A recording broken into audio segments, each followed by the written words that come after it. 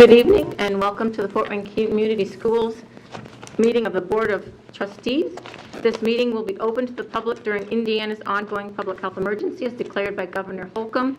Masks must be worn at all times on Fort Wayne Community School grounds. Social distancing will be practiced at the meeting, therefore some members of the public who wish to attend may be excluded. If you plan to attend, media, please email Public Information Officer Krista Stockman. All others email the Clerk of the Board, Angela Filler. The public is encouraged to view the meeting at Cable Comcast 54 and Frontier 24. The live stream on our Facebook page or the LTV 2454 Fort Wayne Community Schools YouTube channel. Priority for attendance in person will be given to the members of the media. Please stand for our Pledge of Allegiance. I pledge allegiance to the flag of the United States of America and to the republic for which it stands, one nation, under God, indivisible, with liberty and justice for all. Roll call of members. Good evening, Steve Corona, 5th District. Hello, Riley Booker, 4th District. Jennifer Mathias, 2nd District. Maria Norman, Member at Large. Julie Hollingsworth, 1st District. Noah Smith, 3rd District. To my left is Angela Filler, the Clerk of the Board, and Dr. Mark Daniel, our Superintendent, and I am Ann Duff, Member at Large and also President of the School Board. We'll start with our consent agenda, which consists of the approval of the minutes, vouchers and payroll, and our personnel report. Madam Chair, if there's no objection, I would approve the items listed under the consent agenda: approval of minutes from our April 26th meeting, vouchers and payroll, and personnel report. Thank you, Steve. Is there a second? Second. All in favor? Aye. Any opposed? Okay, we'll move on to our new business, seeing we have no old business. You want to see if Dr. Daniel has any I comments on do it? just have one thing to Personnel add. report. You may have seen quite a bit of resignations and so forth. It's that time of year. It did sort of alarm me. I was thinking, oh, what's going on? So I was assured by Charles that this is rather normal, but also it's an open invitation to anyone who's interested in working for Fort Wayne Community Schools. We have opportunities, and it's a great place to work. So And how can we apply? apply online. So if you go to online, FWCS, and there's a process then to apply for jobs. Post that application, and hopefully you'll get a response within a 24-hour period, at least a text and maybe even a friendly voice. And we have openings in, So we have teachers openings in and bus teaching, we have openings in bus drivers, we have openings in administrative assistants, we have openings in administrative positions as well. So again, we're 4,000 employees strong, so it's rather a natural turnover, many opportunities. So love to have people to get on that site, apply, and let's start to onboard people. all right, Thank you. thank you. Okay, our first recommendation, it is recommended that the board approve purchasing the Power School Business Plus Human Resources and Payroll System from Power School LLC of Folsom, California for $497,000, $497,658.31. This software will be used for all central human resources and payroll functions. It is replacing the current custom system written in 1999. A committee was created this past fall to examine Power School's system since Fort Wayne Community Schools already uses Power School Talent Ed for applicant processing and business plus financials for financial and purchasing functions. The committee determined that Power School meets FWCS business requirements and therefore recommended purchasing the system. Since Power School integrates with both application intake and financial systems, Indiana State Code allows for the purchase of software programs without a bid. The software licensing cost is $118,776.31 with an implementation and training cost of $378,882. There will be an annual maintenance cost starting in April 2022 of $39,777.59. This will be paid for from the Operations Fund. Jack Bird, Chief Technology Officer, is available to answer questions. Is there a motion for approval? I move for approval. Second. Thank you. And are there any questions? Yeah, Jack, I had a question. I know that we were using a homegrown system before due to the, how was it explained to me, complicated payroll structure that we have. Yes. And I'm assuming that you guys checked all the bells and whistles for this and that that's going to be compatible with all of our different pay schedules and things like that. Yes, so that's what the committee spent time with. They did 3 in-depth sessions with Power School and went through some of our unique business rules to make sure they could accommodate it. Okay, awesome. Good. Thank you. Anything else? What kind of challenge will be get all 4,000 employees payroll switched over? Is that going to be? This will be a year process to take, so we'll start in July most likely, and then it'll be July of '22 when we expect to be implemented. I have a question about the licensing. The software license itself cost, and then after that, it's yearly only $39,000 to renew? Correct. That is your maintenance and your upgrade cost, when they make new releases. So it is a one-time licensing cost, then the renewal cost each year? Correct. The 118 is the first year, and then subsequent years we pay the annual maintenance. Oh, That thank you. keeps that up to date. Anything else? Okay, all in favor? Aye. Any opposed? Okay, Lenovo ThinkPad. Jennifer? It is recommended that the board approve the purchase of 346 Lenovo ThinkPad L13 Yoga laptops from Process of Indianapolis for $301,587.40. The purchase of these laptops will replace the laptops used by special education teachers and staff. These laptops are on a 4-year replacement cycle. FWCS was able to secure pricing that was below General Services Administration pricing. Indiana law does not require public bidding for purchases made at or below GSA pricing. Funding will come from a combination of education fund and special education grant. Questions will be addressed to Nikki Sprunger, Assistant Superintendent of Special Education, and Jack Bird. Is there a motion for approval? I move approval of the purchase. Second. Thank you. Do we have any questions? Okay, all in favor? Aye. Any opposed? Okay, custodial services agreement, Maria? It is recommended that an award be made to renew our custodial services agreement with Terrazzo Services of Indiana Limited Partnership, a Delaware Limited Partnership, for 3 years commencing July 19, 2021. Our current 1-year renewal term ends July 18, 2021. If approved, the first year renewal amount will be $9,318,115.97. The contract is substantially the same as the current contract. Terrazzo has agreed to provide a major equipment investment in exchange for a 3-year renewal using the previous annual escalator calculation. Potential annual price adjustments for upcoming renewal years 2 and 3 would be determined through negotiation and/or based on changes in the employee cost index. Kathy Friend, Chief Financial Officer, is available to answer questions. Thank you. Is there a motion for approval? So moved? Second? And does anybody have any questions for Kathy? I do, Kathy. Can you explain to me that's a big number, and Sodexo I know was brought in several years ago as a, to help us with costs.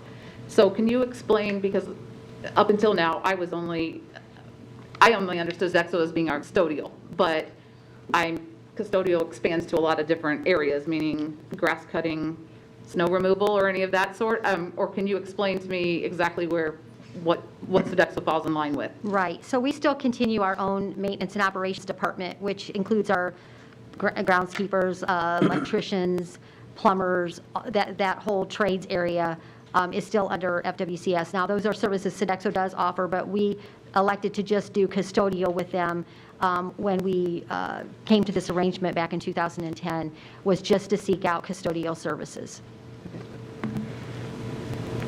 Kathy, I know that in some background information we got that one of the benefits of a multi-year contract was the ability for Sodexo to bring in some new or state-of-the-art equipment. And I see Barry and Renee here, and I'm wondering, what is the latest in equipment that helps them do their job better and more efficiently? Yeah, I would welcome Renee to come up and speak to that if you would like to, Renee. I think this is, they're looking forward to seeing productivity increases with this equipment, and so I'll let her tell you. Yeah, for instance, in the past, we would purchase things that you walk behind. We're looking for riders. We find more and more it's hard to find people that want to do this work. So, for instance, if you stand on a piece of equipment, it can do approximately twice as much square footage. So in our middle schools and high schools, we're going to augment some things like that. Also, we found, we partner with Tenant, just like the district did before. They have some new innovation for mops. So that is a smaller scrubber, and they have new, smaller ride-ons. So that's the kind of thing we're looking for, is where you can get more production with equipment. Thank you. Thank you. And Renee, so approximately how large is your workforce that serves Fort Wayne Community Schools? We are about 203 frontline employees, and that varies, of course, and how many have available. And then a management staff of about 7. So as you're responsible for our cleaning of the schools, what's been your biggest challenge this year? Staffing, just like everyone else. We've been lucky with the reduced amount of students. It has helped, but we also are innovating by moving to all microfiber, which is a cleaner, lighter, easier process. When COVID came, we developed a system of using pump sprayers and wands to wipe things more than we used to, flat surfaces. So we're just trying to make the job as easy as possible and more thorough, if at all possible. And so do you do your own hiring? So if I wanted to get a job, I would apply through Sodexo? Yes. Okay. And if I, having no experience, except, cleaning my own home. Well, sometimes. That's me. Not as often as I could, but, so if I wanted to get like an entry-level custodian position, no experience, what would you pay me? We will pay you starting just this week, $12.25 an hour. $12.25, okay. We also And have benefits. Yeah, we have benefits. We have sick pay, vacation pay, 401k match, health, optical, vision. It is all available, and we will train you. Do you have an upcoming job fair? Yes, yes, we do. Our next one is Saturday at Snyder High School.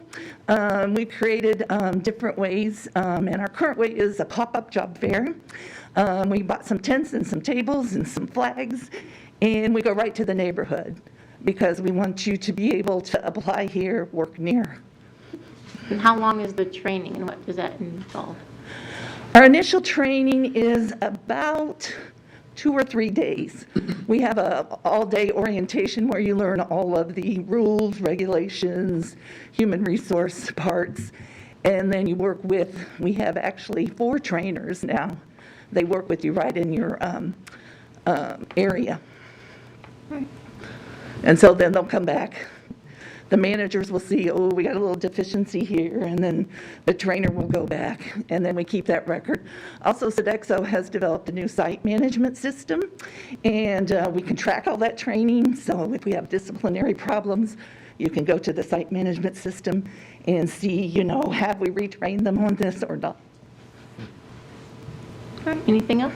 I have a question for Kathy. So it says that in exchange for this major equipment investment, we're going to do a 3-year renewal. Were we just doing yearly, annual renewals prior to that? We were, and that was one of the concerns that they had, obviously, was that they were going to make this big investment. They didn't want an annual renewal, so we agreed that a 3-year renewal was appropriate, and we're very pleased with the work that they're doing, and so that was the consideration for that.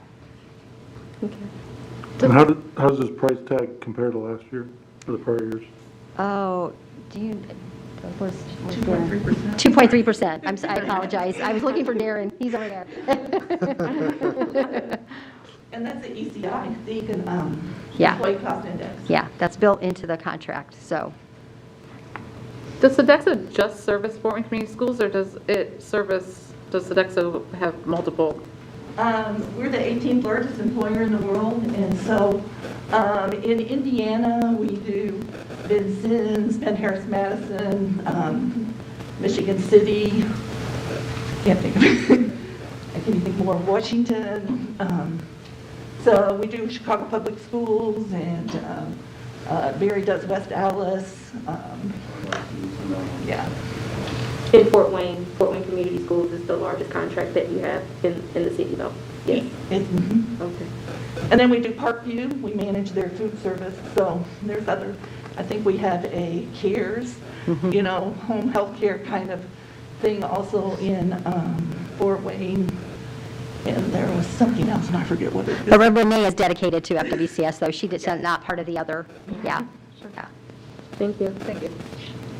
Thanks to your team too this year, Renee, for sticking out with us during COVID. Yeah, they've been wonderful. I do have to say, before we vote, that I do think this has really been a very good partnership for Fort Wayne Community Schools.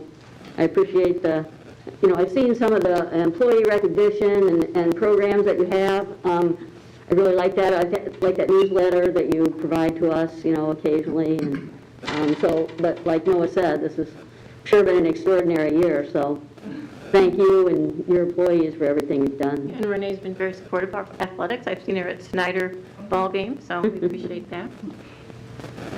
I appreciate your partnership very much. Great. All in favor?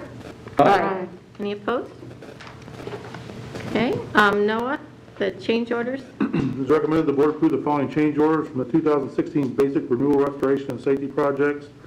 Site improvements at Haley Elementary School. The contractor was API Construction Corporation. The original contract amount was $354,180.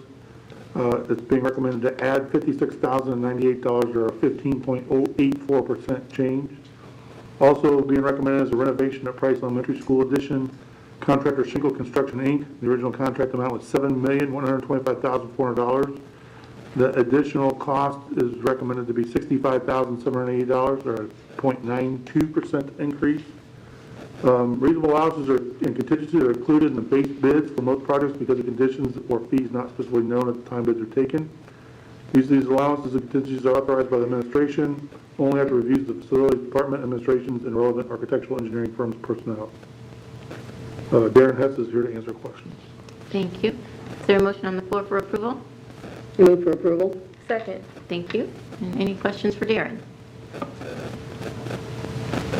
Okay, all in favor? Aye. Any opposed?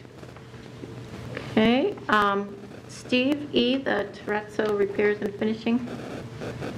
Yes, it's recommended the board approve the contract for Terrazzo repairs and refinishing services at Northrop High School. The recommended bid before us is offered by F&M Tile and Terrazzo Company, Inc., in the amount of $166,820. The repairs and refinishing scope of work was strategically procured separately from base construction projects due to the unique nature of the work to be completed. Proposals were obtained via a public request for proposal process, and we only got one proposal. And this recommendation is within budget and will be funded from our 2016 school building basic renewal, restoration, and safety project. And you see the additional information there between repairs and refinishing work. Again, it's F&M Tile and Terrazzo Company, Inc. 166820 is the number. Okay, is there a motion for approval? Move we approve. Second. Are there any questions for Darren? Okay, all in favor? Aye. Any opposed? Okay, Julie, the Dreambox Learning Math. It's recommended that the board approve a one-year renewal of Dreambox Learning Math in the amount of $241,390. Dreambox is digital software that provides conceptual, adaptive lessons based on a student's ability in grades K through 5. Dreambox's professional development team will provide our teachers with 72 hours of virtual professional learning. Questions will be answered by Jamie Schenk, elementary math and English language arts coordinator, or Jet Nichols, assistant superintendent for elementary education. Is there a motion on the floor for approval? I move for approval. Second. Any questions? I have a question, or a few. I see that we have 72 hours of virtual professional learning. Is this new information, new, as Dreambox has been around for a couple of years now, as I understand it. So our 72 hours of virtual, is it just ongoing? Are there changes in Dreambox? They have added a new platform for the teachers to look at digital data, and so that 72 hours could be put towards that, or it could be new learning for teachers that are new as well.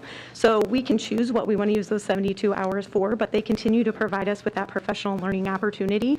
They also meet with our district curriculum people like myself and let us know about our growth as well.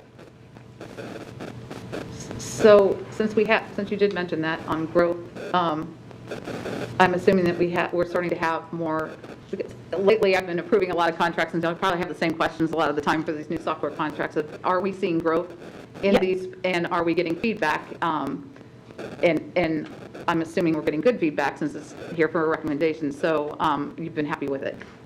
Yes, actually, I used it as a teacher myself, and I felt like it added to our students' toolkits that they had to use multiple strategies in the classroom, not just the ones that the teachers were teaching them. And so our students are able to use multiple strategies to problem solve, and I think that's a great thing that we need to provide them with. But then also, when we met with Dreambox consultants last month, any of the students that did 5 or more lessons actually grew 1.5 years in growth. So we are seeing those results, and now I think the next step that we need to take is just digging into that data a little bit deeper with our teachers, and I think that 72 hours would be beneficial for them. Are you able to use Dreambox to kind of support or work on things that you guys have identified that the kids need to grow in with NWEA testing? How are you able to use that, and is that part of something new that has happened with that app? It's not new. We just have started using NWEA this year, and it does connect with Dreambox so that you can assign certain lessons based on the student's RIT scores. So we can assign up to 2 lessons per student, and they only allow you 2 lessons so that the program is still adaptive as well. It also connects to our Indiana academic standards, and so you can also assign lessons based on academic standards that the kids are lacking as well. Okay. So my kids are all in elementary school, and so I've had a lot of experience with this. One of the things that sometimes they struggle with is getting to a lesson and not having been introduced to the work that they're presenting in the app. How do the teachers work around that, or is that part of their ability to assign certain things to certain kids? Well, the platform is designed so that when students continue to struggle, that the teacher should be getting an alert that they can then work with a student in a small group or independently on that skill, and they can help walk their student through that, and the teachers have lessons that actually help them as well with that. And then if they want to assign certain skills, they can. The students can also choose a different path if they want to, if that's something that's become difficult for them, until the teacher has made it a time they could work with them. Okay. It is, it's 4 grades K through 5, but since it's adaptive, what's the highest grade level of math it would go to? I believe it goes up to 6th grade. 6th grade. And if a student is beyond that, what do we have for him or her? We don't currently have anything else beyond that I'm aware of. Is that something we want to look into? I would imagine there's kids that would go beyond 6th grade. Yeah, there are students that are ready or max out on the platform for sure. And one of the things that we have noticed is there's even 2nd graders that are getting to the end of the platform in 5th grade and things like that, where it does become harder for them because they aren't learning it in the classroom as well. And that's where the teacher could then take them into a small group and show them those next level skills. So I've had I had a son who started, I believe, in Dreambox that year, and from my understanding, as a student advances, so that there's a question, and it's all digital, and if they get it correct, they move on to the next question. when they don't get it correct, I think you just said something about the teacher being alerted to, how does the teacher know if a child is mastered or they've just pressed a button and guessed the right thing, I guess? Because that's kind of what, and like I said, it could be all different, but as a parent watching that from the get-go, I just kind of wondered, how do we know? Do kids ever put anything on pencil and paper anymore for a teacher to see what their thought processes are? Not on the lab. We actually ask that they don't use any manipulatives with this platform because the manipulatives are provided on platform. However, there should be multiple questions before they either get moved down or up. So if they get it wrong one time, they're not automatically going to get moved down. They may ask it in a different way or provide them other opportunities to answer the question. And so if they are moved down, then it'll show on the teacher platform that that student has not passed that standard or skill. So it is potentially, a kid could guess right several times in a row? I mean, potentially, yes. And move We up hope to that they're and not master. guessing, but But you potentially, did say yes. that they can't use any pencil and paper to, and I get it, that we're getting to the digital system of everything. Everything is tested digitally, but math in general, I don't know. Sometimes I think I have to like lay it out in front of myself to see how I do it. So they cannot use a pencil and paper to figure anything out while using Dreambox. That's the recommendation. Okay. And that's the recommendation from Dreambox. It's teaching students to be flexible within their own brain. And so we want them to be able to think of numbers flexibly and not always just learn a procedure to do it or learn it one certain way. And so this provides them the opportunity to kind of think in multiple ways, and hopefully it builds fluency as well. Thank you. So, but did you say that the manipulatives are in the system, so instead of me writing down, 9 divided by 3 equals 3 or whatever, I can do that on the system? Well, they provide you certain manipulatives for certain skills. So, for example, when students are learning about base 10, they could start out with using rec and recs, and a lot of classrooms don't have those, which are the bars with the white and red beads. And so it teaches them base 5 and base 10. And so it gets them thinking in groups of 5 or groups of 10. Or in division, it has them actually breaking down the pieces into smaller parts. So as a With former groups. user of the program, what was the biggest challenge you saw within the program to help reach kids? Can you repeat that, What was please? the biggest challenge you saw? What was the biggest negative of the software in your mind? When the students are moving up, it's more difficult for them. I feel like a lot of our students don't know how to productively struggle at this point. And so watching a student struggle is really hard as a teacher even. But I do think we're getting to that part where not everything is easy. And so we have to build our learners to be problem solvers even if something's hard. So I think the hardest part is watching them struggle with some of these math concepts because they don't have the number sense to build upon. And you mentioned that you guys have used this to measure growth. What kind of growth have you seen? We have seen that students are growing in their number sense skills if they start early enough. So if they start in kindergarten and they're continuing on, like Jennifer mentioned, her son started later. So his number skills may not be as strong as someone who might have started in kindergarten or first grade. So we're noticing that, and we're noticing a confidence in kids. They're able to talk about math more. They're able to show you multiple ways of doing one problem. They're not just thinking linear and that's only one answer. They're thinking about all the different ways that they can get somewhere. Thank you, Jamie. And as a parent, how would I get how my student has grown from Dreambox? Your teacher should be able to provide you with data on the skills and standards that they have mastered. There's also a way for you to access it as a parent, and there's a site on the Dreambox platform that parents can actually access information. Anything else? Thank you very much for your Thank you. answers. All in favor? Aye. Any opposed? Okay. Raleigh, the transfer of the Lewis C. Ward Education Center. It is recommended that the board approve the transfer of the Lewis C. Ward Education Center located at 3501 Warsaw Street to Neighborhood Health Clinic, Inc. Ward Elementary School opened in 1931, named after Lewis C. Ward, who was superintendent from 1920 until 1931.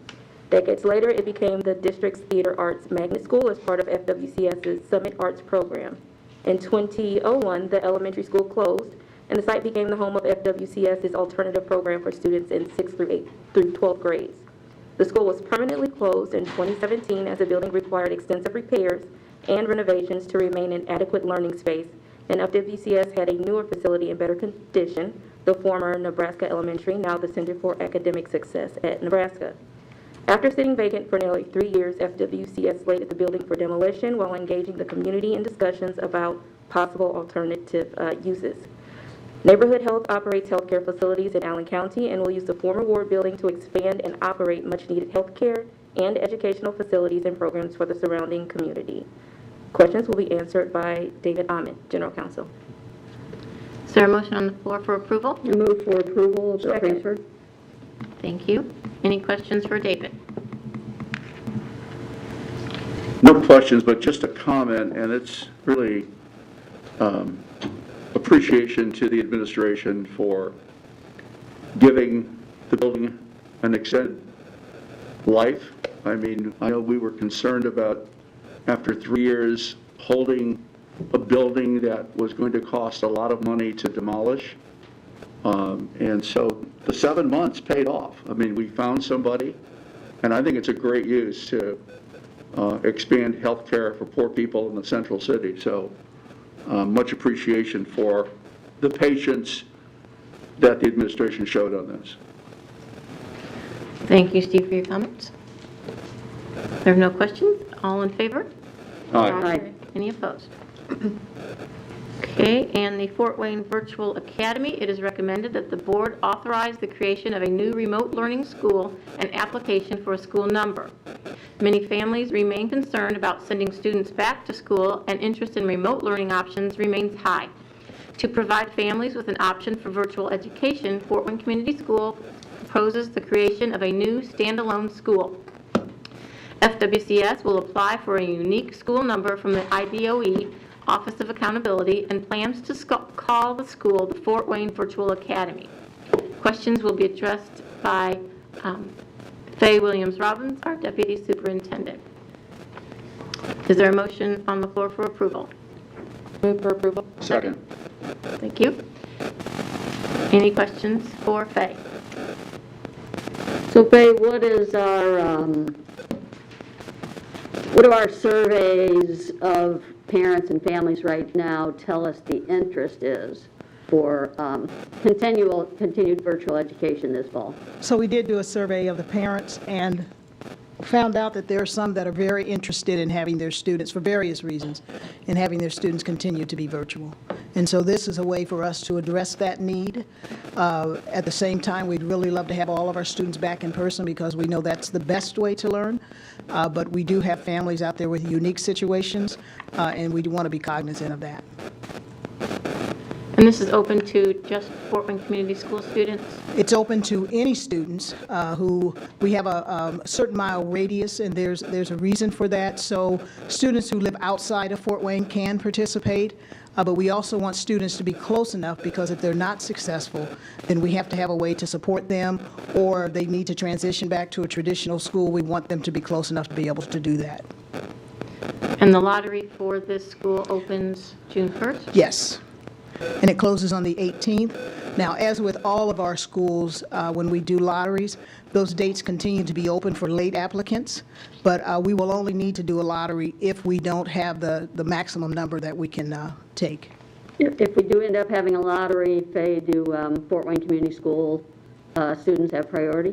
That's what we would like to see, is that our students internally have that. We always, as a part of our lottery, and we're using the same kind of structure that we've used with our previous lotteries, and so our students internally get what we call a bump or priority, and that's what we'd like to continue to use, those kind of guidelines for this school as well. And, oh, go ahead. Go right ahead. So if I am a student outside of Fort Wayne Community Schools, maybe in a rural area where I don't have, my Wi-Fi is spotty, are we going to provide students with Wi-Fi access the same way we kind of did this school year? Yes, we actually have students right now. We have one student that's in Las Vegas. We have one student that's in Alabama. And so we have students that are remote that started with us Yeah. and then wanted to transition. So we have a way of doing that, and that was a big conversation for us. Are we going to provide students with the equipment that they need and the Wi-Fi access? There's some things that I think our providers are starting to come across that are going to help us with the cost of that. But for all of our students that are going to be utilizing Wi-Fi, so that will help with the cost as well. And if a student signs up, do we provide them with laptop? Yes, And, yes. Okay. Because my understanding that there are virtual schools that do operate in Indiana that do not provide that. Most of them do not. Correct. And one of the things that we decided is that's something we want to, that's another Good. reason for those students to be close. You mentioned there was a maximum enrollment, and Yes. I believe I might have read it. Can you Yes, so- extrapolate on maximum and minimums? Yes, there's a minimum of 10, and then elementary, there'll be a maximum of 25 students per class with 2 classes at each grade level. Middle school will have 30 students per class, 2 at each grade level, and the same with high school. So that gives us a maximum of 720 spots, 300 at elementary and 420 at secondary. And so we're not going to be offering something with like 100 students to 1 teacher ratio? No. Hasn't that been done by other The max virtual? is 25 at elementary and 30 at secondary. Yeah, you're correct. Yeah, good point. What do you feel like is the biggest reason why a parent or student should choose a brand-new virtual academy versus one that's out there already? Well, some of our students, it's health-related for some of our students. Others, their family situations and the parents, and then to take COVID into consideration, if the things are not better by that time, there are some parents that really want their child to be home and not in the population at the school building. So there, it varies depending upon the family situation. I would just add, too, we're K-12, and that's pretty unique for a single district to provide that. So if you were in the homeschooling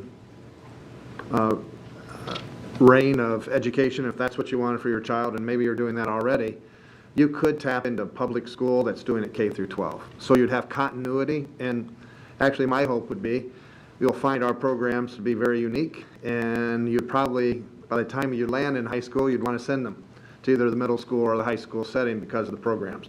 I'd also say this, our structure's a little bit different. Some structures you have, if you will, here's your agenda for the week, go off and learn. Ours will be, you're with a teacher every single day. And it's very much like a traditional schedule. So we've learned, I believe, from this year, that if you don't have that personalized contact on a daily basis, learning suffers. So we've built this into this program, and I think that's unique. Plus, I love the name, so. And so our current or soon-to-be current employees, teachers will be applying to be a virtual teacher? Yes, we are posting, we actually, administrative and teacher, we're posting those positions. I think they're up already. We are looking at having specific cohorts of teachers at the elementary level that's all they do is teach that virtual class. And then at secondary, in the core classes, math, social studies, science, and ELA, we want to make sure that there is a cohort of teachers, there would be a cohort of teachers that specifically teach the remote students. And then when it comes to the electives, it gets a little dicey in high school, so we're limiting pathways and we're limiting electives because we just can't provide that broad of an offering. So we will be tapping into what we're calling a distributive kind of teaching, where we may have a teacher at a high school that teaches 5 classes with in-person students and then 1 class that is virtual. So they'd still have their full case or course load, but one of those classes could be virtual, and that's only in the electives related arts.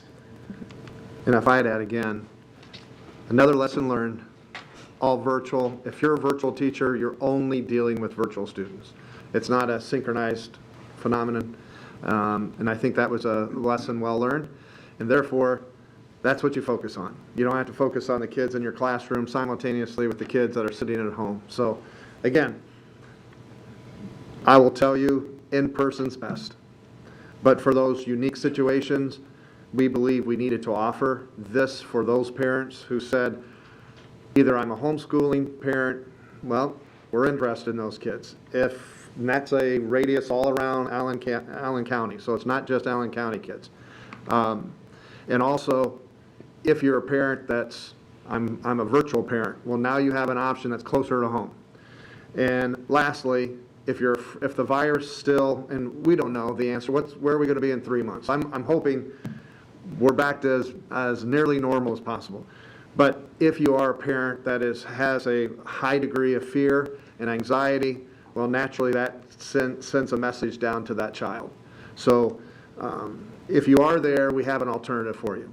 But we are going to look at this over a period of a couple of years and see what kind of results we have. Are we producing graduates or are we not? And that's a huge concern with virtual schools. Majority of virtual schools are lucky to have 50% graduation rates. So we'll be looking at, are we effective? And then, of course, there is an issue of finances because the state legislators have passed a bill that says 85%. Well, we have to understand what that means and how do we have a cost-effective analysis as well. So, again, a beginning. We wanted some people we've contacted to help us work through this process. I want to thank Faye and her team for doing this because we really did this in a relatively short amount of time, relatively speaking. But we wanted a separate school, completely separate school.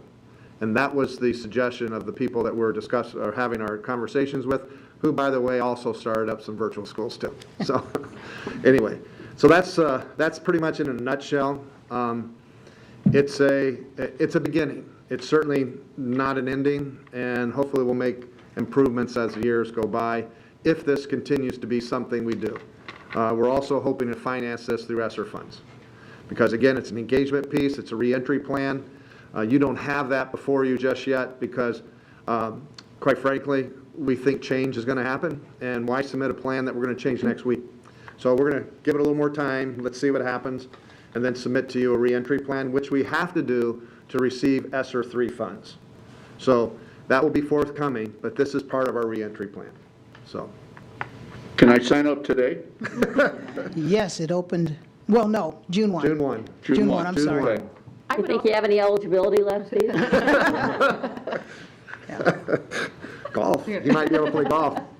I would also assume that this is a positive for anyone who wants to join a virtual, as our administration is brick and mortar here in a building somewhere, unlike some of those other ones who we have no contact for hire or don't know. I mean, you could actually physically see someone to help you if needed. We are going to provide therapeutic counselors. We will provide a academic counselor to help with pathways. So we have an entire team of folks that'll be working with this. A unit head who would be an administrative person for elementary and a separate one for secondary.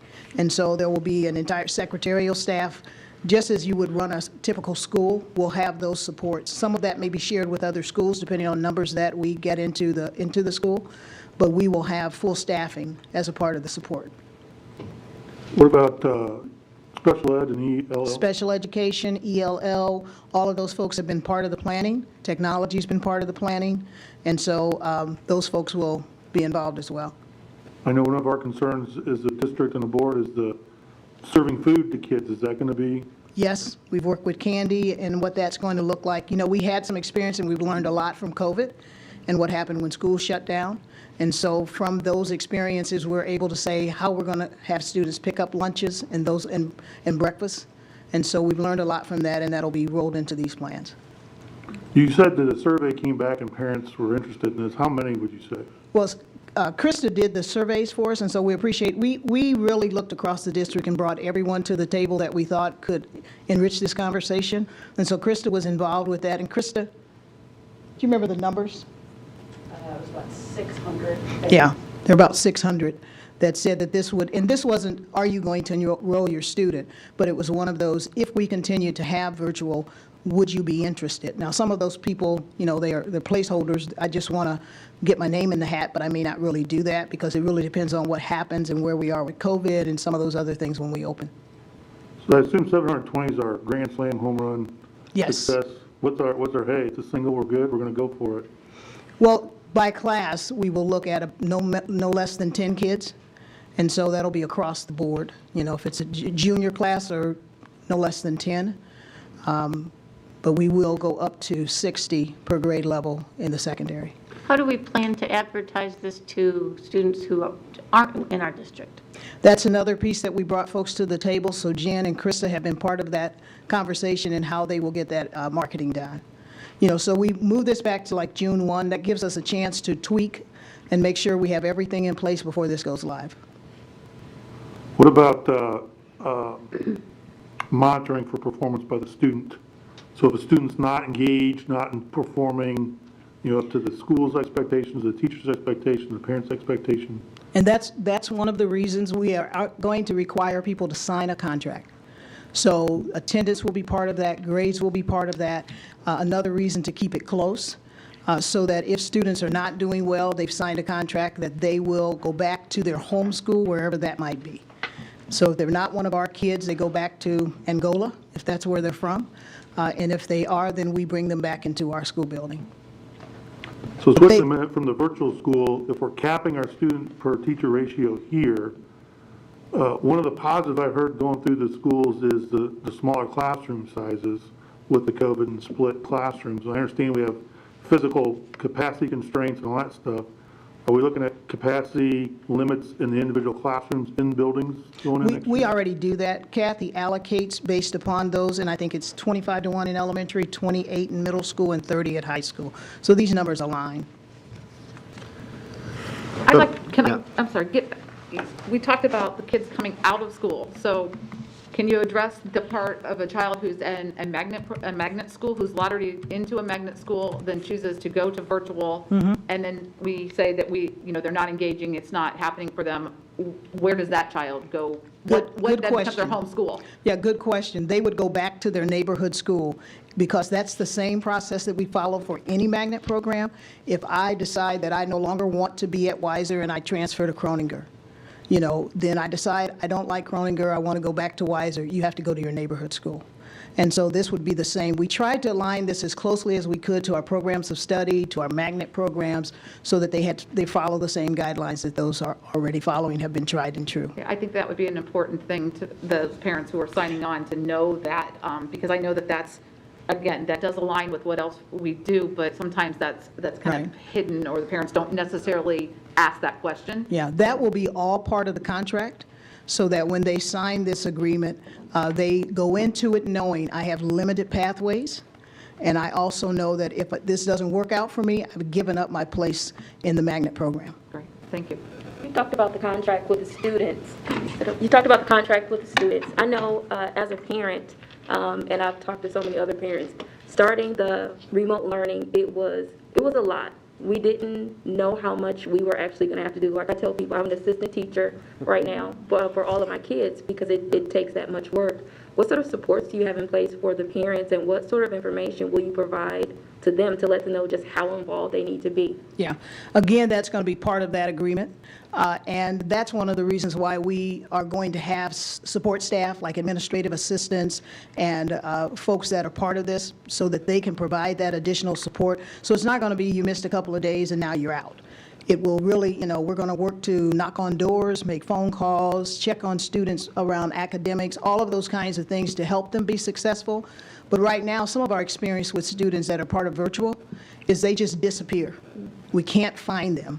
And then they're on our rolls as a ding towards either graduation rate or attendance or whatever that is. And so we want, first of all, for the students to be successful. And so those are the kind of safety nets we're going to put in place for their success. But we also, that does mean that if this does not work for you, then you do come back into the traditional building, and then students will not be able to apply again, just like with a lottery, for a year. So that gives them a chance to maybe get their act together, understand what this means, and then they can reapply to come back. For teachers who are interested in applying for these positions, are they going to receive some sort of special additional training, or are you looking for teachers who have kind of taken this whole remote learning thing and been successful at it with the support that they've already received? Yes, and that's a double-edged sword, because when you talk to principals, they're like, I don't want my good teachers to leave because I need them in the classroom. But we do want high flyers. We want people that are going to help to make this program successful, that are going to support students in the way that they need to. So we are looking for people who this is something that they want to do, not placing people here, but something that they want to do and something that they have the skill set to do. But you're right, too, Polly. We know there are best practices, and sharing those best practices with teachers. I do expect our professional learning team to gather those best practices, and even the contract discussion here. Much of that came from our teachers. As I go about in the buildings, one of the things they said, please have a contract. And they learned. That wasn't something we had day one. That was probably day 95 or 100. So we do want our teachers who are superstars in this area, let them, and we're talking about certain equipment that our teachers will have. We know that you need at least 2 screens to be working this, and what kind of camera you have, and so on and so forth. Again, we've seen some amazing, amazing virtual lessons. But these are teachers that really, I mean, they continue to learn and continue to improve their craft. And that's what we want to provide our kids. So we'll have that part of this as well. And rest assured, we want this to be, I think we said this at the very beginning, of this whole COVID phenomenon. This is a learning experience for all of us, and we want to learn and improve. So I expect this to be a grade A, a high-level program for our kids. And it's also a commitment from our families and the students who participate. So great question, and we'll ensure that happens. So can I go back to Raleigh's question for a second? Because I heard the supports that were there, but I think she specifically asked whether we were going to have like parent training, kind of, because specifically at the elementary level, I mean, that's where, kids as they grow, they learn to understand and get their support from their teachers and ask those questions. But I think if I understood your question correctly, it was like, how much training can we offer to parents to be able to be of that assistance for the success of our students? Right. And that is something we're going to build in, along with the professional learning for teachers. Ramona's been part of this conversation as well from a PL perspective. And Tim Captain from a student services, parent support. Tim has really taken lead on this. And so he is working through those pieces and how we engage the parents, how we make sure they understand what they're signing on for, and how we continue to support them throughout the process. Thank you. Any other questions? Thank you, Faye. Thank you, Dr. Daniel. All in favor? Aye. Any opposed? And the payment of stipends, Maria. It is recommended that the board authorize the payment of stipends using elementary and secondary school relief 2, or ESSER 2 funds, authorized as part of the coronavirus response and relief supplemental appropriations. The administration proposes the payment of staff stipends in the following amounts: $2,000 for all administrators and salaried school-based staff, $1,500 for all other salaried employees and hourly school-based employees, $1,000 for other hourly employees.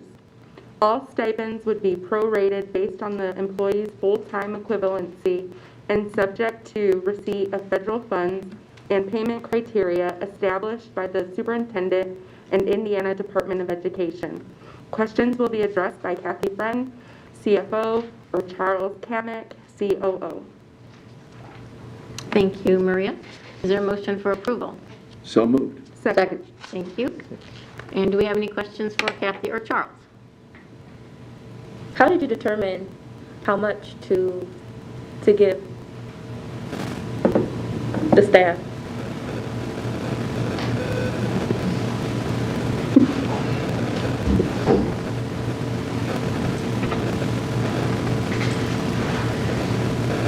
We used numbers that we had previously agreed to, so there were retention bonuses that we had established for the schools that were in the complex schools from the TIF grant, and we thought that those numbers were appropriate.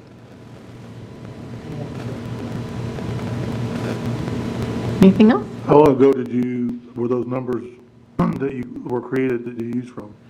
They were created, I think, 2 years ago. We paid prior to COVID, so we have paid those sums out before. And those were retention? Retention, yes, retention bonuses. Anything else? And to be eligible, Charles, you must be an employee of Fort Wayne Community Schools on? The last day of school, which for students is the 25th, Gotcha. and they must have worked 120 days, or prorated, we'll prorate the amount based on the number of days that they worked. So it says subject to receipt of federal funds. Have we not received these funds yet? I think it's a reimbursement program, isn't it? It is, yeah, it's based on reimbursement, yeah. Well, this is money well-deserved, well-earned, it's hazard pay, and can't thank our teachers and other staff for what they've done and what they've been through. And hopefully, when we start the new year, we'll be mask-free, hopefully. Hopefully. But we stayed open when so many schools did not open or struggled to stay open. And we followed the science, and I know people weren't happy about masks, but you know what? They kept us open. And I think we had one of the best systems, educational systems in the state. Definitely. And if you look at the numbers, we have the lowest cases of the virus, within Allen County. So, Our schools were some of the safest places in the county. I mean, we would see the reports that we would get on infection rates, and it was on Monday when those numbers bounced up, when everybody was around other people who were not as careful. And so we were a good place to be during COVID. I agree with Steve. I'm glad we're doing this. I think not only is it hazard pay, but it's, appreciation pay. This has been a tough year for all staff, but, we've seen heroic efforts from bus drivers to food service to teachers, to administrators. And like I said, this is a thank you for sticking it out, getting it out, doing what needs to be done, which, people in education are used to doing that. You do the job because that's why you're in it. But this is a thank you for a job well done. I'd like to echo what Steve and Julie said, and I will be abstaining because my wife would kill me to screw up her chance of getting a bonus. So thank you to the teachers and to the staff and folks out there. This has been well deserved. absolutely. Definitely. All right, all in favor? Aye. Any opposed? Abstain. One abstention. One abstention. Okay, and that ends our new business. And now we will hear from the FWCS Director of Philanthropy, Melanie Hall, and the FWCS Foundation Board President, Tom Trent. They will present an overview of what the foundation has accomplished over the past several years and what its future direction will be. Lakeside Middle School music teacher Jeff Amstutz will share additional information about the Be Instrumental program. President Duff, Dr. Daniel, and school board members, tonight I stand before you to introduce Melanie Hall, who will be presenting on Fort Wayne Community Schools Foundation Board. Before I ask Melanie to come forward, I wanted to share that this is a bittersweet introduction because this will be Melanie's last year with Fort Wayne Community Schools as she is retiring at the end of this year. I personally want to thank Melanie for her dedication, efforts, and hard work in providing support, direction, and focus for the endeavors of the Foundation Board. Melanie's passion and success around this work will be evident as you hear from her and the other presenters. Not only has Melanie been the internal person working directly with the Foundation Board, but she has also been our champion for Blessings in a Backpack, United Way Campaign, and Day of Caring. As you can tell, she will be missed and difficult to replace. At this time, I would like to turn things over to Melanie.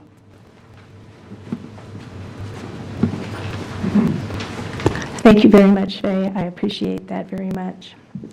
Good evening, President Duff, Superintendent Dr. Daniel, members of the school board. Thank you very much for this opportunity to be with you this evening. I'm really pleased to be able to share with you information about our foundation and our foundation board. And as Faye said, presenting with me will be Tom Trent. He is our foundation board president. And we have also asked Jeff Amstutz, who is the band director at Lakeside Middle School, to share some more personal experiences about our Be Instrumental program. And we also have with us this evening Bruce Schneider, who is our Be Instrumental program manager, to answer any questions. So Before we begin our PowerPoint, we're going to show a brief video.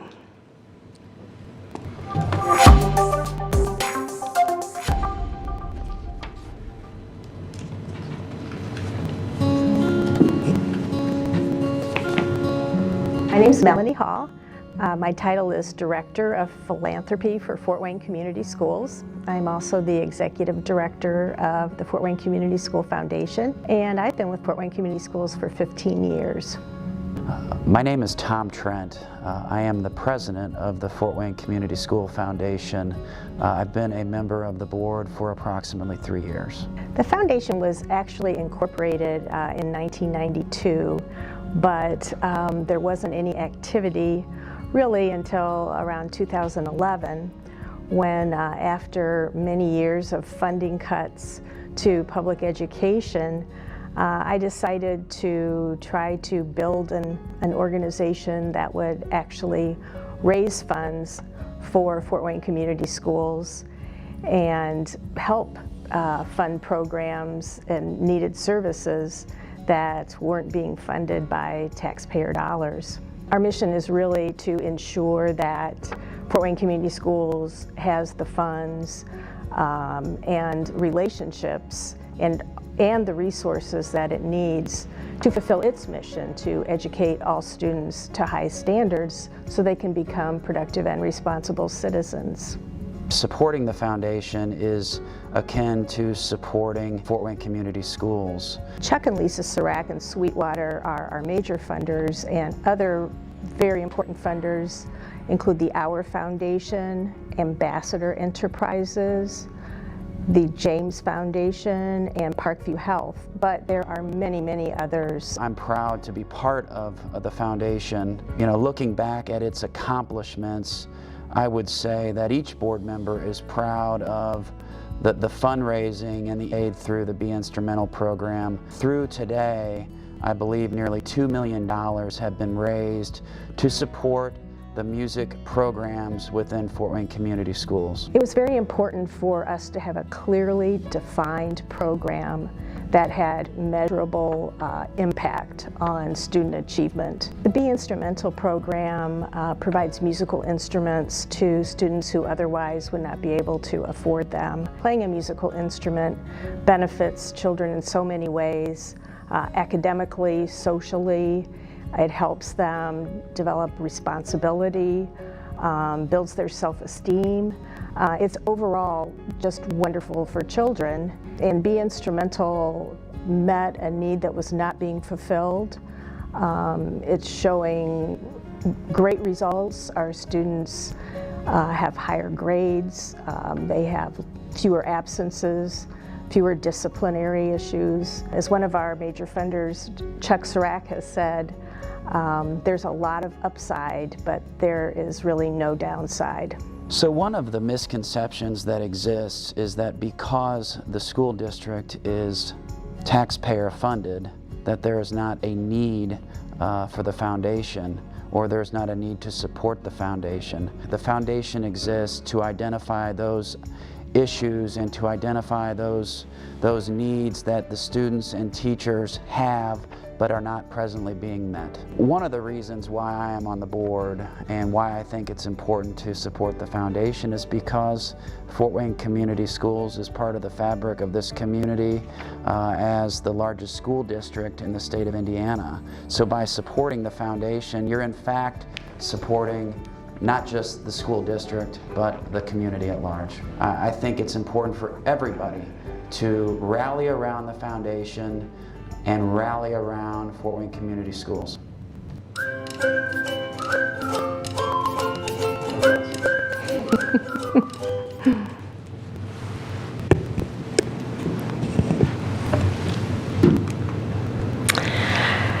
We're going to talk a little bit more about where we've been. You heard a little bit in the video. But as you heard, while the foundation was actually incorporated in 1992, it was reinvigorated in 2011. We put together a new board of directors that put together some new bylaws. And at that time, the purpose was identified as being to generate and distribute financial resources to FWCS in support of its vision and mission. And Steve Brody, who was a former foundation board member and who was the main drafter of the bylaws, wanted to make sure that we had in our purpose that at the core of the foundation's existence is its desire to see FWCS achieve academic excellence, striving to eliminate the achievement gap among all groups of students. And the board worked with the Fort Wayne Community Schools staff to identify and research what the first project that the foundation would fund would be.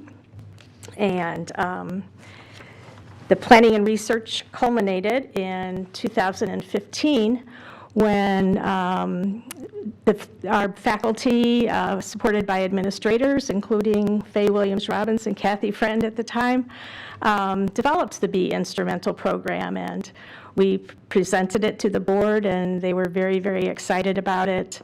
It is a 12-year program funded through 2027. And it's a measurable program, as was stated in the video. And our research is demonstrating the benefits, and our experience is proving it. As we'll talk about later, it is a very successful program, and we're very proud of it. The actual cost of the program for the 12 years is $3.5 million. Fort Wayne Community Schools is investing $1.5 million. So the board and myself needed to raise $2 million. But it was important to our funders that the district have some skin in the game. So I want to make sure you know that Fort Wayne Community Schools is a big part of the funding of this program. We piloted at Lakeside, Miami, and Shawnee Middle Schools.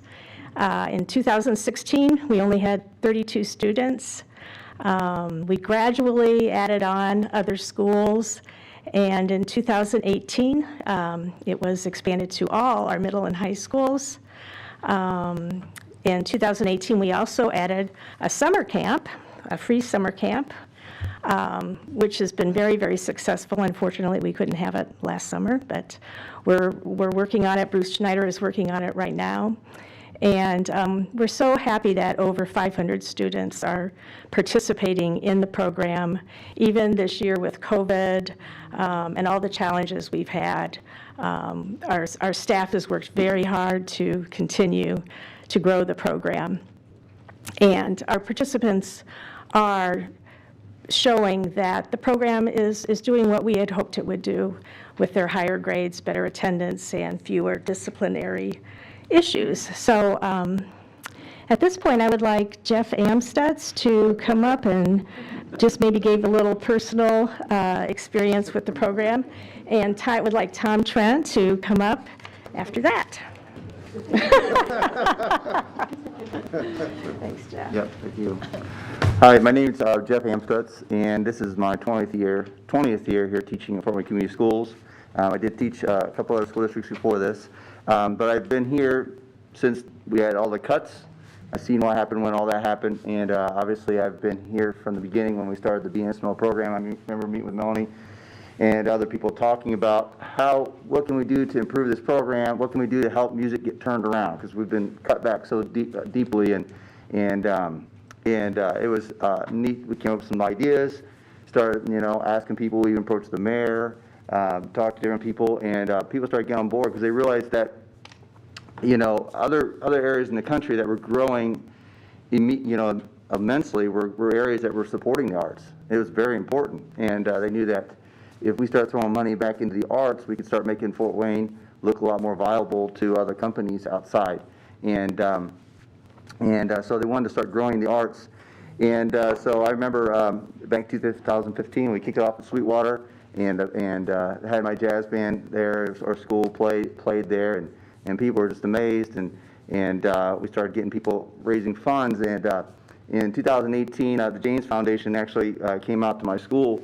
They wanted to see a school in the trenches. I want to see the music magnet school. I want to see the real thing, you know. And so, like, we're in Lakeside. So they came out to my band room, which at that time was half the size of this room. And I had 70 kids in there all fired up about music. And they just would not stop wanting to play and show them things. They were so excited about playing. And they were amazed. And that was like the last week of school, which you can imagine what the last week of school is like, right? Most kids are like, I want to get out of here. And we just showed them a great time. And after that, James Foundation, I found out in the summer, cut us a check for $125,000. So I was like, all right, you know, that's awesome. They see it, you know, but, you know, this is what I see firsthand, which is amazing, is so many kids come into school and they've had a lot of, you know, by the time they get to middle school, a lot of them had some disappointments and some frustrations and things that they've dealt with and maybe not had a lot of successes. And band is starting for the first time. So they're all coming in with a clean slate. You know, I don't care if you don't understand math anymore, you know, you're way behind in math and English, whatever. I'm going to help you teach music from day one. I'm going to start from scratch, and we can make you successful. And I always tell the kids, I said, I don't want to hear, I can't. That is a cuss word in my room. You do not say that in my room. It just doesn't happen, because every kid can be successful in my room. So they come in, and I believe in every one of them, and it's amazing how kids that are maybe having all kinds of issues in other classes, once they are able, like, oh, I can play this song, it's like a little win. They're like, oh, okay, and, you know, and I just get them going and going and going, and then they start having successes, and kids that were maybe quiet, wouldn't speak, would get confidence and start being more, you know, and engaged. And in fact, you just go online, and it's proven that students that play a musical instrument become smarter. And I mean, there's a reason why Albert Einstein played multiple instruments. You know, Thomas Edison played instruments. I mean, you know, it helps. And you know, when they're playing an instrument, they're doing multiple things at once. They're having to read the music. They have to problem solve. They have to use math to figure out the values of the notes.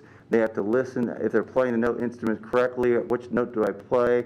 What button do I push down? How am I holding it? How am I air support, dynamic? There's like 20 things going on at once. So it's like a computer having 20 windows open. It slows down, right? Well, what it's doing, it's like building their brain. It makes them smarter. And it's proven. They've done studies where they've x-rayed the brain, and a person playing an instrument has more of the brain working than doing anything else. They've taken like chess champions, people Olympians, all kinds of stuff, doing their skills, and more of the brain was being used playing a musical instrument. So, and they even say for Alzheimer's, like students, people keep from Alzheimer's, play a musical instrument, and you have less likely to have it. But anyway, so to me, it's, you know, it's a win-win. We got people willing, you know, to donate money to help support Fort Wayne Community Schools to do the goal that we want, which is higher academic achievement, and that's what this is doing. And to me, if I can invest $10 and get $30 extra on top of that, man, I'm going to invest that $10 constantly, you know. You know, I know that being some program is probably the reason why I have a nicer band room now. And I can't wait to use it when I'm not in COVID, because we literally moved into my new band room. It's like, okay, no one's coming for a while. And it's like, what? But no, it's just, it's amazing to see kids that, you know, if it wasn't for band, they'd have no other successes. They wouldn't be plugged into school, and they might have dropped or not given up, and then they start doing better in their classes. If you look at like our honor roll, we have a few kids in band that were on the honor roll. By the time 8th grade, most of the kids were all on honor roll. You go over to Northside High School, because we're the main feeder for Northside High School, and they have like the top 10 students, you know, in the school. Guess what? They were all on band or orchestra. You know what I mean? So, and it always had like the valedictorian, salutatorian every year at Northside High School. Was, oh yeah, that was my student. I remember them. And the thing is, these kids, we do it with so much less. You know, like we would go out in band contests and in middle school, and we'd be competing with the Homesteads and the Carrolls and all these other schools right there with them in band contest. And those kids are getting private lessons. My kids are not. But the thing is, my kids were like, I'm getting wins here, and I'm liking it. And so they're putting in the extra time, and they're making up the difference, even though maybe they have a higher mountain to climb. And, you know, before COVID, Northside, they had in jazz band, they never lost. Every year they won the state title. Those kids started in my banner, you know, and there's no class. There's no classes when they do the jazz and concert band competitions.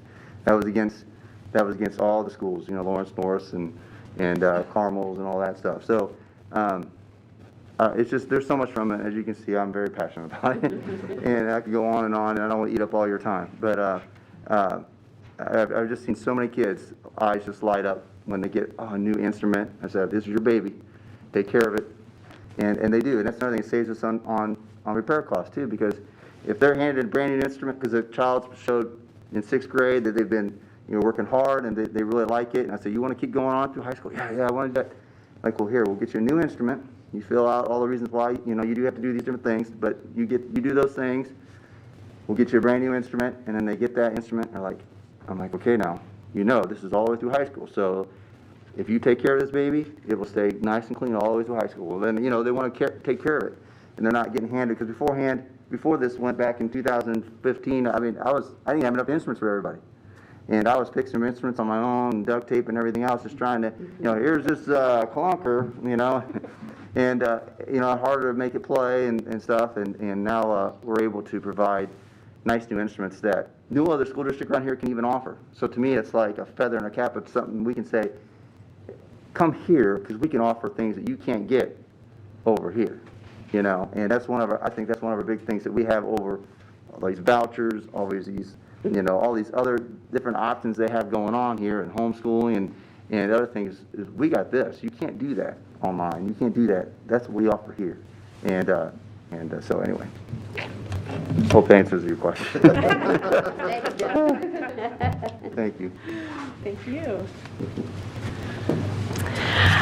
Before I turn it over to Mr. Trent, I just want to note that we did achieve our funding goal this year of $2 million, and the major funders were identified in the video. I also want to thank some other major funders, Chris and Mark Rupp, English Bonner Mitchell Foundation, and White Lodging. And I also really want to put a special thank you into Kathy Friend and the business office, Stephen Pittenger. And they have been so supportive of this through the very beginning. We've done this with, a low level of staff, and I want to thank them from my heart, and also I would like to thank Charles Kamek for being supportive of me when I was trying to get the foundation going, and for really helping make it happen. So now we are going to talk about where we're going, and Mr. Trent will take it from here. Good evening, members of the board. This is my first board meeting, school board meeting in the 19 years of raising my own children. So I just want to thank you for the clear commitment that you have to the community and to the school district. It's pretty amazing. It's nice to see friends too, Mr. Corona, Ms. Mathias, class of 1990, Snyder. No? Close? All right, good. All right. I probably shouldn't have said 1990. Thanks. So, Appreciate it. yeah, so here are the newly minted, the newly minted vision and mission statements, which were an outflow of a recent board retreat that we had. If you're anything like me, board retreats, mission and vision statements, can be a tedious undertaking and sort of a check-the-box thing. But in this case, the foundation board had very meaningful conversation and spent time making sure that the mission was aligned with the district. In the end, we decided that the foundation lives to ensure that enough resources exist to provide educational opportunities to the students. So where are we going? If I were to be brutally honest with you, which I'm going to be, I'm not so sure that I have a clear answer at this moment. We have recently raised, very quickly, $25,000 to support a teacher grant program, and we continue to monitor and support Be Instrumental, which obviously is very worthy of our support. It's important, I think, for you to know that the foundation has really strong fundraising capabilities. So the key will be for Dr. Daniel and his team the board and me to identify needs within the system that are not being met that we can, fundraise for. I mean, we exist to fundraise. We're good at fundraising, and we're just hopeful to be able to identify those key programs like Be Instrumental that people in the community can support with their pocketbooks. So again, thanks for this brief opportunity to address the board, and I believe that's all I have, Melanie. Tom, a quick question. What will the teacher grants allow? What are you hoping to achieve with those? Well, awards? oddly enough, Mr. Corona, we received our first application for tapping that money today. And it's sitting in my inbox, so I have not had a chance to review what the request is for. Perhaps Melanie can give you more detail. Obviously, $25,000 is going to be eaten up pretty quickly.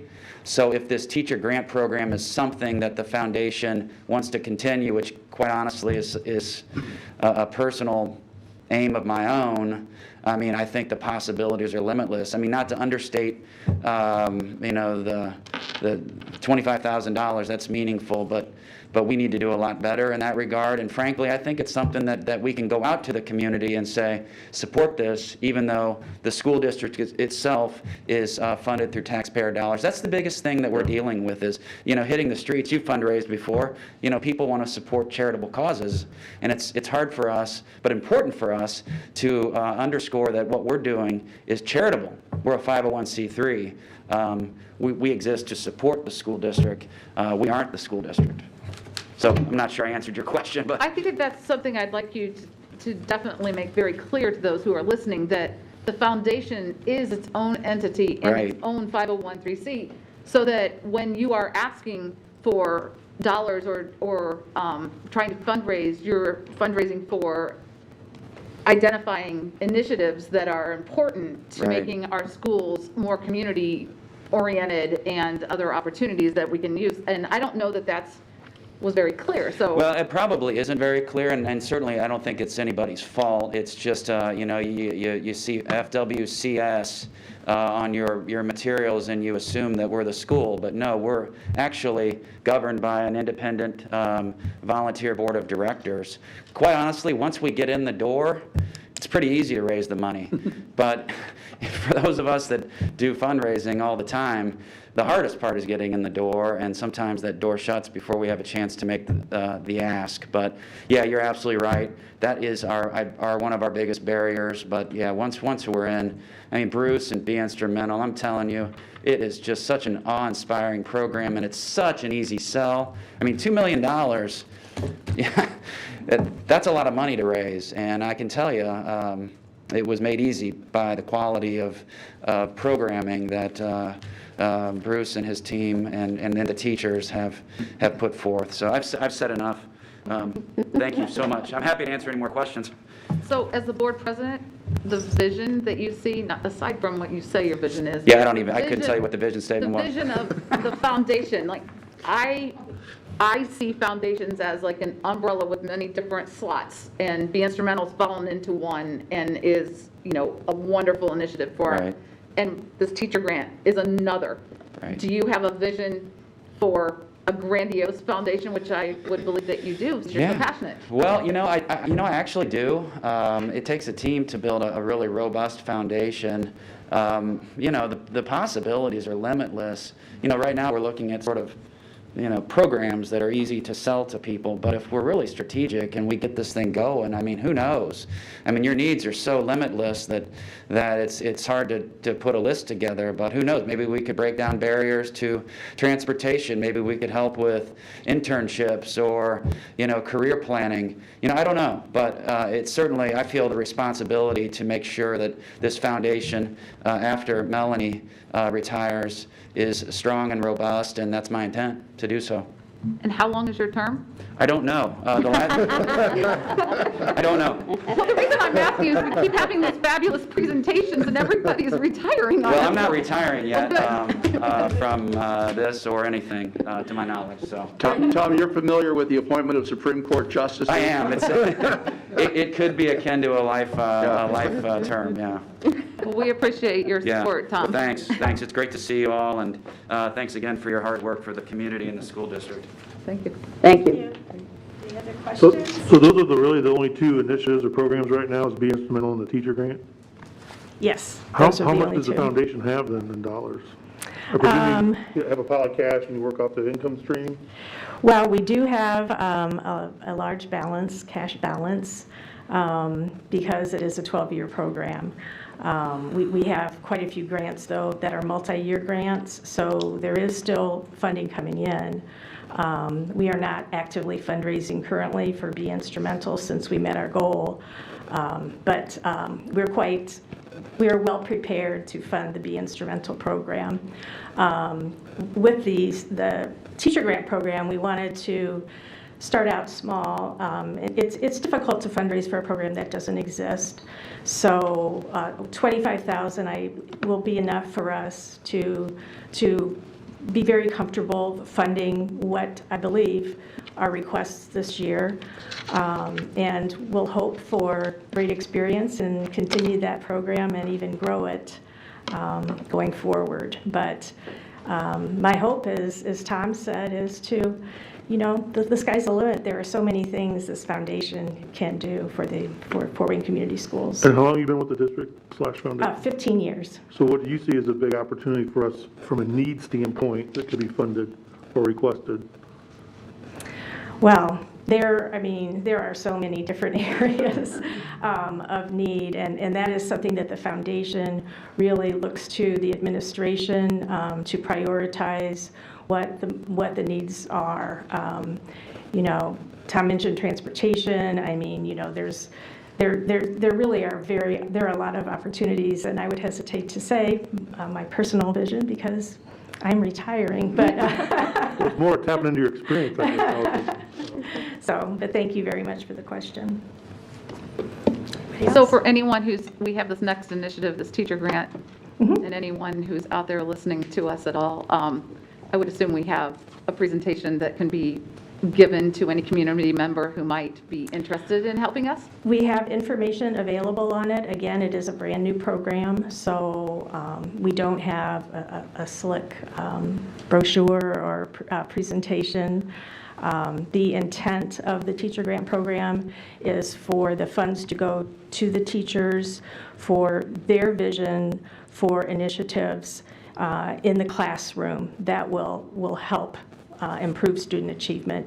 It allows them to be creative, to identify what's going to work best for their students, and then request those funds.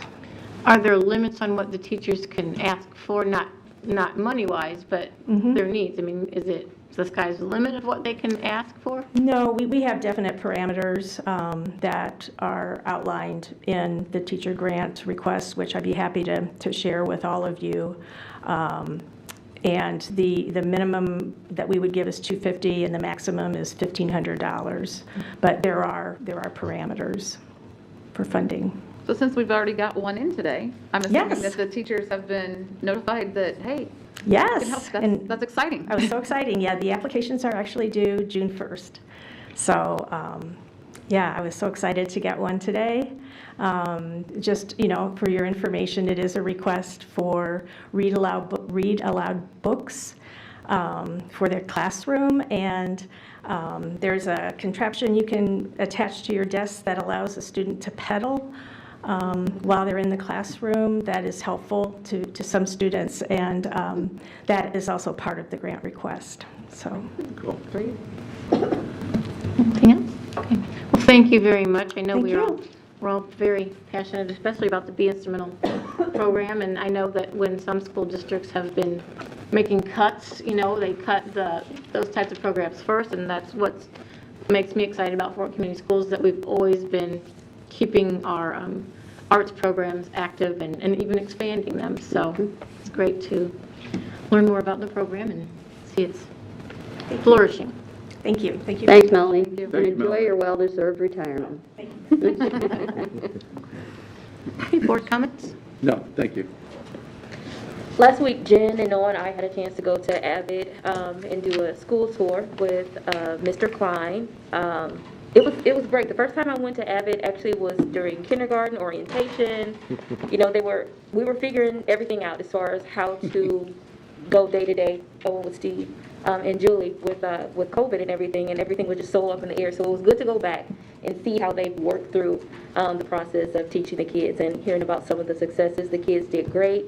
It was great to talk to Mr. Klein about his vision for his school, his passion for his students, and the community that the students live in, to hear about some of his wish list goals and just opportunities that are there in that particular neighborhood as far as, you know, medical treatment and it being a food desert and things like that. So he's really passionate about that.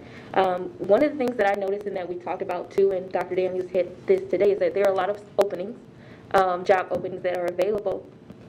And one of the things that's missing, they have an amazing staff there, is missing is bilingual staff. So really encourage anybody who's listening, or if you know someone there, we have a really fantastic Hispanic population at that school. And so they definitely need that support because there are plenty of them, the families who don't speak English as a first language. And so just to support them more, that's definitely needed there. Yes, I did. I had never been in Abbott and found out that my father-in-law, that was where he went to elementary school. So we shared a little bit of history, and there was actually a vintage speaker in the cafeteria that probably was there when it was open. They don't use it, but I thought it was kind of cool.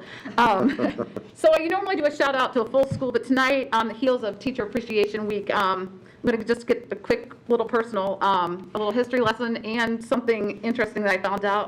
In 1972, Blackhawk Middle School opened its doors, and their leader there was Principal James Richardson, who happened to be a very good friend of a man named Dick Nickel, who was a school psychologist and a volunteer and a mentor to many of our Fort Wayne Community Schools officials.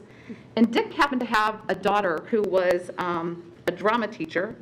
And Principal Richardson had a great love of the arts and performing arts. And he thought it would be a great thing for his school to have a drama department. So in 1975, if I have accuracy, only 3 years after Blackhawk Middle School's doors opened, Cynthia Elaine Nickel was hired as the drama department teacher and drama teacher. As we go through our roll of retirements coming up, I did find out lately that Elaine Nickel, she goes by, and now she goes by Elaine Fabianic, is retiring. So after 46 years in Fort Wayne Community Schools at the same school, which may be history, I don't know that for sure, but I do know that's a long time. Miss Fab is what the kids call her today, is Miss Fabianic, and she is fabulous.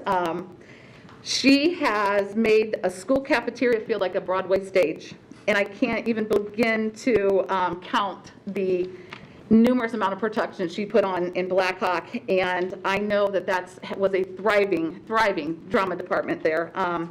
I, for one, was one of her students and one of her actors, and learned a lot about stage and presence and enunciation, and gave me the confidence that I feel a lot of students received over those years of being able to publicly speak and stand up and make a presentation, which is why I sometimes go on and on, so I apologize. There were many students that came across her stage. Some are in LA, some are producing.